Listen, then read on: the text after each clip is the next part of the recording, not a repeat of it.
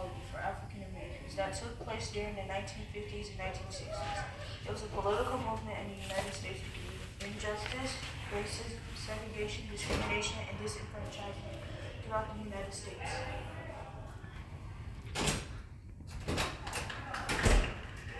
I am happy to join you today to go over our history as the greatest demonstration for freedom in our nation. 5 score years ago, a great American whose symbolic shadow we stand today, signing the Emancipation Proclamation. This decree came as a great beacon light of hope to the illegal slaves who had been seared in the flames of withering injustice. But 100 years later, the Negro is still not free. 100 years later, the life of the Negro is still sadly crippled by the medicals of segregation and the change of discrimination. In a sense, we've come to our republic to cast a check. When the architects of our republic wrote the magnificent words of Constitution and the Declaration of Independence, they were signing a promissory note to which every American was to fall heir. This note was a promise that all men, yes, black men as well as white men, would be guaranteed the unalienable rights and the life, liberty, and the pursuit of happiness. It is obvious today that America has defaulted on this promissory note. Insofar as her citizens of color are concerned, instead of honoring this sacred obligation, America has given the Negro people a bad check, a check which has given back much insufficient funds. We have also come to this hollow spot to remind America of the fierce urgency of now.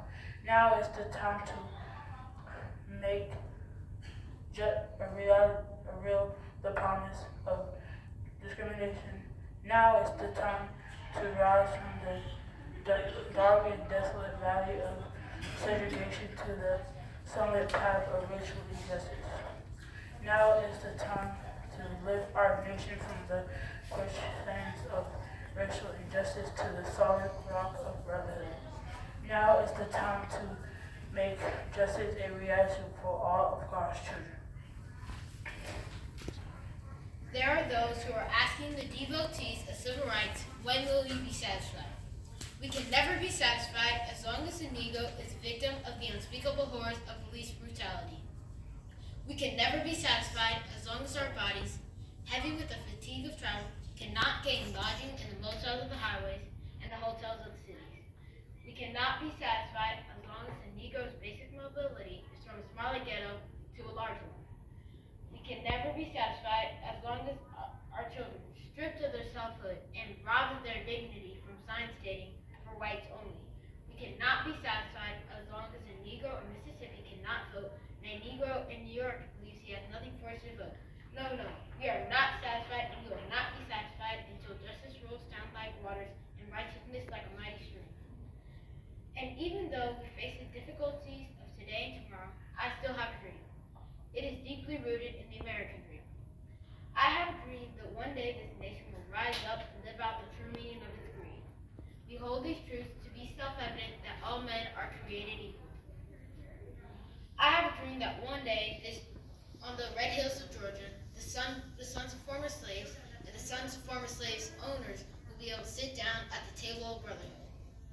I have a dream that one day, even the state of Mississippi, a state sweltering with the heat of injustice, sweltering with the heat of oppression, will be transformed into the oasis of freedom and justice. I have a dream that my 4 little children will one day live in a nation where they are not judged by the color of their skin, but by the content of their character. I have a dream today. I have a dream that one day down in Alabama, with its vicious racists, with its governor having his lips dripping with the words of interposition and nullification. One day, right there in Alabama, little black boys and little black girls will be able to join hands with little white boys and little white girls as sisters and brothers. With this faith, we will be able to hew out the mountain of despair, a stone of hope. With this faith, we'll be able to transform the jangling discords of our nation into a beautiful symphony of brotherhood. With this faith, We'll be able to work together, to pray together, to struggle together, to go to jail together, to stand up for freedom together, knowing that we will be free one day. And this will be the day. This will be the day when all of God's children will be able to sing with new meaning.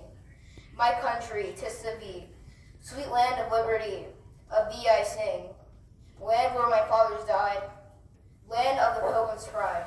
From every mountainside, let freedom ring. And if America is to be a great nation, this must become true.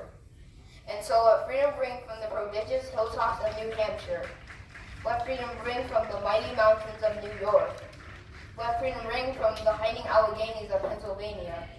Let freedom bring from the snow-capped Rockies of Colorado. Let freedom ring from the curvaceous slopes of California. But not only that, let freedom bring from Snow Mountain, Georgia. Let freedom bring from Lookout Mountain of Tennessee. Let freedom bring from every hill and molehill of Mississippi. From every mountainside, let freedom ring. And when this happens, and all of God's children can join hands and sing, free at last, free at last. Thank God Almighty, we are free at last. All right.